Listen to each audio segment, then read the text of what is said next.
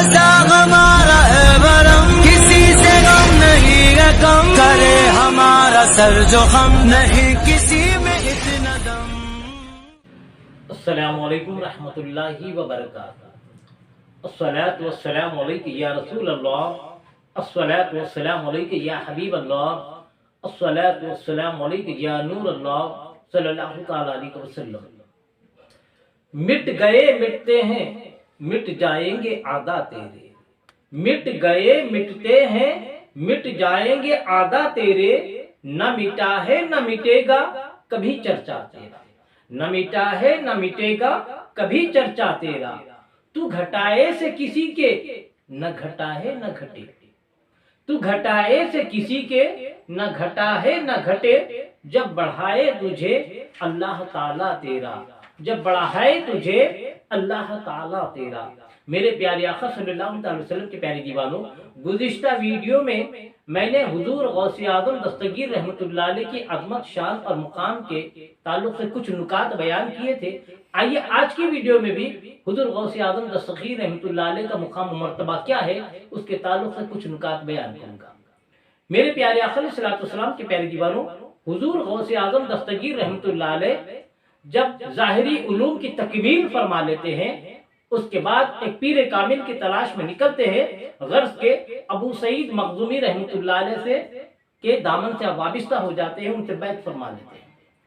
इसके बाद इबादत और रियादत मुजाहिद के साथ साथ आप गोशा नशीनी इख्तियार कर लेते हैं।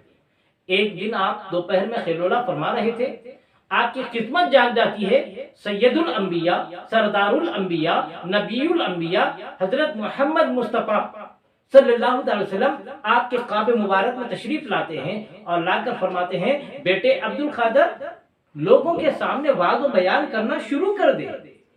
हुजूर गौसे आज़म दस्तगीर रहमतुल्लाह अलैह फरमाते हैं, या रसूलुल्लाह आपका हुक्म सर आंखों पर, लेकिन बगदाद के बड़े बड़े उलमा के सामने जबान खोलते हुए हया महसूस होती है, झिझक महसूस होती है। अल्लाह के रसूल फरमाते हैं, बेटे अब्दुल कादिर अपना मुंह खोल। हुजूर गौसे आज़म दस्तगीर रहमतुल्लाह अलैह अपना मुंह खोलते हैं तो अल्लाह के रसूल सल्लल्लाहु अलैहि वसल्लम लुआब मुबारक निकालकर 7 मरतबे अपना लुआब मुबारक हुजूर गौसे आज़म दस्तगीर रहमतुल्लाह अलैह के दहन में दाखिल फरमाते हैं। उसके बाद उलमा फरमाते हैं, ऐसे ही मौलाए कायनात रज़ियल्लाहु ताला अन्हु भी आपके ख्वाब में तशरीफ लाए और लाकर उन्होंने भी यही कहा, बेटे अब्दुल कादर लोगों के सामने वाज करना शुरू कर दे, बयान करना शुरू कर दे, लोगों के कुलूब का तज़किया फरमाना शुरू कर दे। तो आप यही फरमाते हैं कि बगदाद के उलमा के सामने ज़बान खोलते हया महसूस होती है, तो गर्ज के मौलाए कायनात भी अपना लुआब दहन निकालते हैं और 6 मरतबे निकाल कर आपके दहन में दाखिल फरमाते हैं। मौलाए कायनात जब दाखिल फरमाते हैं लुआब मुबारक हुजूर गौसे आज़म दस्तगीर रहमतुल्लाह के दहन में, तो आप गौसे आज़म पूछते हैं कि आपने 6 मरतबे क्यों दाखिल फरमाया? तो मौलाए कायनात हजरत अली रज़ियल्लाहु तआला इरशाद फरमाते हैं, अल्लाह के रसूल सल्लल्लाहु अलैहि वसल्लम की ताज़ीम की वजह से, क्योंकि अल्लाह के रसूल ने 7 मरतबे लुआब दहन दाखिल फरमाया, लिहाजा अगर मैं भी 7 मरतबे दाखिल फरमाऊं तो कहीं हुजूर की बराबरी ना हो जाए, गुस्ताखी ना हो जाए, इसीलिए अदब और ताज़ीम से मैंने 6 मरतबे लुआब दहन तुम्हारे मुंह में दाखिल फरमाया। तो मेरे प्यारे आका सल्लल्लाहु अलैहि वसल्लम के प्यारे दीवानों, उसके बाद आप बेदार हो जाते हैं। उसके बाद आप बगदाद की जामे मस्जिद में वाज करना शुरू करते हैं। आपकी जबान में ऐसी तासीर थी कि बगदाद की जामे मस्जिद छोटी पड़ने लगती है, तो बगदाद शहर की ईदगाह पे आप वाज बयान करना शुरू करते हैं। आपके वाज की मजलिस वहां पर सजने लगती है, आपके खुतबात होने लगते हैं, आप लोगों को नसीहतें करने लगते हैं। तो हाल ये हो जाता है, आपकी मजलिस का हर उलमा बयान फरमाते हैं 60 70 हजार तक लोग आपकी मजलिस में हुआ करते थे।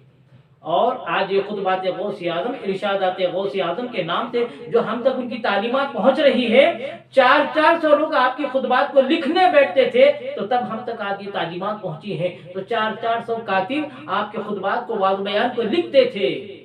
और आपकी मजलिस का हाल पढ़े तो मालूम होता है कि बेशुमार लोग खौफे खुदा में चीख मार कर अपने कपड़े फाड़ लेते थे, और कई तो खौफे खुदा में जिनका इंतकाल हो जाता, बेशुमार जनाजे हर मजलिस के अख्ताम पर आपके वहां से निकलते थे। ये गौसे आज़म की वाज का हाल था। छोटे छोटे लफ्जों में वो तासीर होती थी कि लोग खौफे खुदा में चीख मार कर कपड़े भी फाड़ लेते और कई का तो इंतकाल हो जाता। बेशुमार हजारों लोग आपके बयान के खत्म के बाद गुनाहों से तौबा कर लेते थे اور بے شمار یہود و نصارہ ہر مجلس کے اختتام پر اسلام کے دامن رحمت میں آ جاتے تھے۔ میرے پیارے آقا علیہ السلام کے پیارے دیوانوں، یہ ہوا کرتا تھا۔ اور غوث اعظم دستگیر رحمۃ اللہ علیہ کے بعض کی ایک کرامت یہ بھی تھی کہ 60-70 ہزار لوگ آپ کی مجلس میں ہوتے، لیکن روایتوں میں آتا ہے کہ غوث اعظم دستگیر رحمۃ اللہ علیہ کے خدموں میں بیٹھنے والے شخص کو جیسی صاف آواز غوث اعظم کی سنائی دیتی، مجلس کے آخر میں جو شخص بیٹھتا اس کو بھی ویسے ہی آواز صاف سنائی دیتی۔ اس بات کو آپ ذہن میں رکھیے۔ اور ایک غوث اعظم دستگیر رحمۃ اللہ علیہ قصید غوثیہ میں ارشاد فرماتے ہیں کہ لوگوں، میں اللہ کے تمام شہروں کو ایسے دیکھ رہا ہوں جیسے کوئی انسان ہتھیلی میں رائی کے دانے کو دیکھتا ہے۔ یہ غوث اعظم کی بصارت کا عالم ہے۔ میرے پیارے آقا علیہ السلام کے پیارے دیوانوں، یہاں پر اسی لیے علماء ارشاد فرماتے ہیں یہ شان ہے خدمتگاروں کی، تو سرکار کا عالم کیا ہوگا۔ غوث اعظم خود فرماتے ہیں قصید غوثیہ میں کہ لوگوں، میں اللہ کے سارے شہروں کا ایسے دیکھتا ہوں جیسے کوئی ہتھیلی میں رائی کے دانے کو دیکھتا ہے۔ میرے پیارے آقا علیہ السلام کے پیارے دیوانوں، اب آخر میں ایک نقطہ بیان کی اپنی بات ختم کرنا ہے کہ ابھی آپ نے دیکھا غوث اعظم نے فرمایا میں سارے شہروں کا اللہ کیسے دیکھتا ہوں جیسے ہتھیلی میں رائی کے دانے کو دیکھتا ہوں۔ اور واز کی مجلس میں ابھی آپ نے سنا کہ خدموں میں بیٹھنے والے آدمی کو ویسی آواز سنائی دیتی، جیسی صاف آواز سنائی دیتی، 60-70 ہزار کے مجمع ہوتا، مجلس کے سب سے آخر میں جو شخص ہوتا اس کو بھی ویسے ہی آواز صاف سنائی دیتی تھی۔ تو یہاں پر کچھ لوگ دلوں میں وسوسے ڈالتے ہیں، شیطانوں کے مانند وسوسے ڈالتے ہیں، کچھ بدعقیدہ ہوتے ہیں جو وہابی ہوتے ہیں، ذہنوں کو منتشر کرنے کے لیے ان کا دن و رات کا یہی مشن ہے کہ کدھر سے بھی لوگوں کو شکوک و شبہات کا شکار کیا جائے، شکار بنایا جائے، ان کے ذہنوں کو منتشر کیا جائے۔ رسول اعظم کے تعلق سے، اولیاء کرام کے تعلق سے ان کے دلوں میں جو عقیدت و محبت بیٹھی بھی ہے، مختلف وسوسوں کے ذریعے انہیں منتشر کر دیا جائے، ان کے عقیدے کو متزلزل کر دیا جائے۔ تو یہ وسوسہ ڈالتے ہیں لوگوں کے ذہنوں میں کہ 60-70 ہزار کا مجمع، خدموں میں بیٹھنے والے کو بھی ویسے ہی آواز سنائی دے اور مجلس کے کونے میں بیٹھنے والے کو ویسی آواز سنائی دے، اور ہتھیلی میں رائی کا دانہ جیسے انسان دیکھتا ہے۔ غوث اعظم وہ بھی انسان ہے لیکن کیسے ایسے شہروں کو دیکھتے ہیں جیسے ہتھیلی میں رائی کے دانے کو، یہ بات سمجھ میں نہیں آتی۔ یہاں پر میں اپنی کوئی بات نہیں پیش کروں گا، حدیث قدسی پیش کروں گا۔ سمجھنے والے کو، جیسے میں ہمیشہ کہا کرتا ہوں کہ عقل مند کو کافی ہے ایک اشارہ، نادان کو کافی نہ دفتر نہ رسالہ۔ عقل مند ہے، سمجھنے کی نیت سے بیٹھا ہے، سمجھنے کا مادہ ہے، تو اس کو ایک اشارے پہ بات سمجھ میں آئے گی۔ اور اگر ہٹ دھرم کوئی ہے اس کے سامنے قرآن حدیث کے دلائل بھی لگا دیں گے، وہ انکار کر دے گا، اس کا کوئی علاج نہیں۔ لہذا سمجھداروں کے لیے میں حدیث قدسی پیش کر رہا ہوں۔ جس کے دل میں ایمان ہے اس کو سن کر یہ تسلیم کر لے گا کہ ہاں واقعی اولیاء کرام میں طاقت ہوا کرتی ہے، اللہ انہیں عطا فرماتا ہے۔ حدیث قدسی بخاری شریف کی حدیث قدسی میں اللہ کے رسول صلی اللہ علیہ وسلم ارشاد فرماتے ہیں کلام اللہ کا ہے اور زبان رسول اللہ صلی اللہ علیہ وسلم کی ہوا کرتی ہے، اس کو حدیث قدسی کہا جاتا ہے۔ تو اللہ کے رسول فرماتے ہیں اللہ تبارک و تعالیٰ ارشاد فرماتا ہے جس نے میرے ولی سے عداوت کی یعنی دشمنی کی، اس سے میرا کھلا اعلان جنگ ہے۔ اور بندہ جن چیزوں کے قریب ہوتا ہے، حدیث کا مفہوم بیان کر رہا ہوں، اللہ فرماتا ہے بندہ جب فرائض کی تکمیل کرتا ہے، واجبات کی تکمیل کرتا ہے، جب نوافل کی کثرت کرتا ہے کوئی بندہ، تو ایسے بندے کو اپنا محبوب بنا دیتا ہوں۔ اور جب کسی بندے کو میں اپنا محبوب بنا لیتا ہوں تو میں اس کی آنکھ بن جاتا ہوں جسے دیکھتا ہے، میں اس کی زبان بن جاتا ہوں جسے وہ بولتا ہے، میں اس کے کان بن جاتا ہوں جسے سنتا ہے، میں اس کے ہاتھ بن جاتا ہوں جسے وہ پکڑتا ہے، میں اس کے پیر بن جاتا ہوں جسے چلتا ہے۔ اللہ فرماتا ہے۔ تو میرے پیارے آقا علیہ السلام کے پیارے دیوانوں، اللہ خود فرماتا ہے جب کسی بندے کو اپنا محبوب بنا لیتا ہوں تو میں اس کے ہاتھ بن جاتا ہوں، کان بن جاتا ہوں، پیر بن جاتا ہوں، آنکھ بن جاتا ہوں، زبان بن جاتا ہوں۔ تو یہاں پر علامہ فخر الدین رازی رحمۃ اللہ علیہ ارشاد فرماتے ہیں کہ اس کا مطلب کیا ہے؟ اللہ تبارک و تعالیٰ تو جسم و جسمانیات سے پاک ہے، شکل و اشکال سے پاک ہے، اس کا آنکھ ہے، نہ زبان ہے، نہ ہاتھ ہے، نہ پیر ہے، ایک نور ہے۔ لیکن یہاں یہ جو حدیث مبارکہ میں ارشاد فرمایا میں اس کا ہاتھ بن جاتا ہوں، اس کا پیر بن جاتا ہوں، اس کا زبان بن جاتا ہوں، اس کی کان بن جاتا ہوں، اس کے ناک بن جاتا ہوں، اس کی آنکھ بن جاتا ہوں، اس کا مطلب کیا ہے؟ تو مطلب یہی ہے کہ بولتا تو اللہ کا ولی ہے لیکن اس کی زبان پر اللہ کلام فرماتا ہے، وہ اپنے کانوں سے سنتا ہے لیکن اللہ کی دی ہوئی طاقت سے سنتا ہے، دیکھتا تو وہ ہے لیکن اللہ کی دی ہوئی طاقت سے دیکھتا ہے۔ مطلب کیا ہے؟ وہ دیکھتا تو اللہ کا ولی ہے لیکن اللہ کی دی ہوئی طاقت کی وجہ سے دور و نزدیک کی چیزوں کو دیکھ لیا کرتا ہے. کان تو اس کے ہوتے ہیں لیکن اللہ کی دی ہوئی طاقت سے دور و نزدیک کی آوازوں کو سن لیا کرتا ہے. بولتا تو وہ ہے کیونکہ زبان اس کی ہوتی ہے, کلام اللہ کا ہوتا ہے, اس لیے وہ اپنی آواز دور تک پہنچا دیتا, اللہ تبارک و تعالیٰ اس کی آواز دور تک پہنچا دیتا ہے.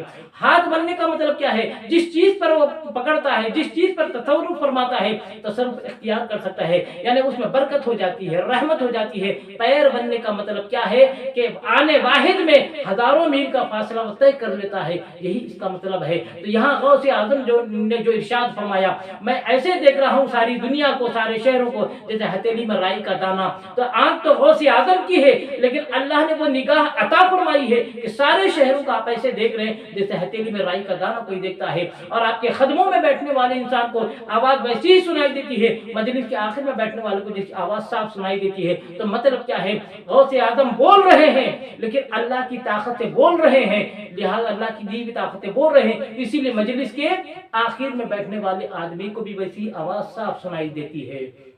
یہ اولیاء کرام کو اللہ تبارک و تعالیٰ طاقت عطا فرماتا ہے.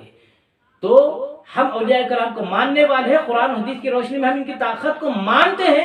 اللہ نے عطا فرمایا ہے. اب جس کے پاس ولی ہے نہیں, وہ ہوتا نہیں, لہذا ان کے پاس نہ ولی ہوتے ہیں, نہ پیدا ہوتے ہیں, نہ پیدا ہوئے, نہ ہوئے ہیں اور نہ ہوں گے, لہذا وہ ان چیزوں کا انکار کرتے ہوئے نظر آتے ہیں, انکار کرتے ہیں. لہذا اپنی اپنی قسمت ہے, ہمارا تعلق غوث و خواجہ سے ہے, ہم ان کو مانتے ہیں. اب جس کے پاس ولی ہوتا نہیں, وہ ان طاقت کو انکار کر دیتے ہیں. میرے پیارے آقا علیہ الصلوۃ والسلام کے پیارے دیوانوں, زندگی باقی رہے تو انشاءاللہ آگے کی ویڈیو میں پھر غوث اعظم رحمۃ اللہ علیہ کی شان کے کچھ اور تذکرے کر کے اپنی بات ختم کروں گا.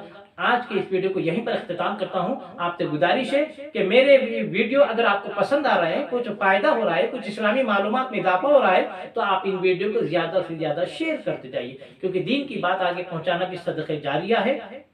اللہ تبارک و تعالیٰ سے دعا ہے کہ اللہ تبارک و تعالیٰ ہمیں عشق رسول میں جینے اور مرنے کی توفیق عطا فرمائے, رسول اعظم صلی اللہ علیہ وسلم کی سچی محبت نصیب فرمائے, اور مرتے دم تک غوث اعظم کی تعلیمات پر عمل کرنے کی توفیق عطا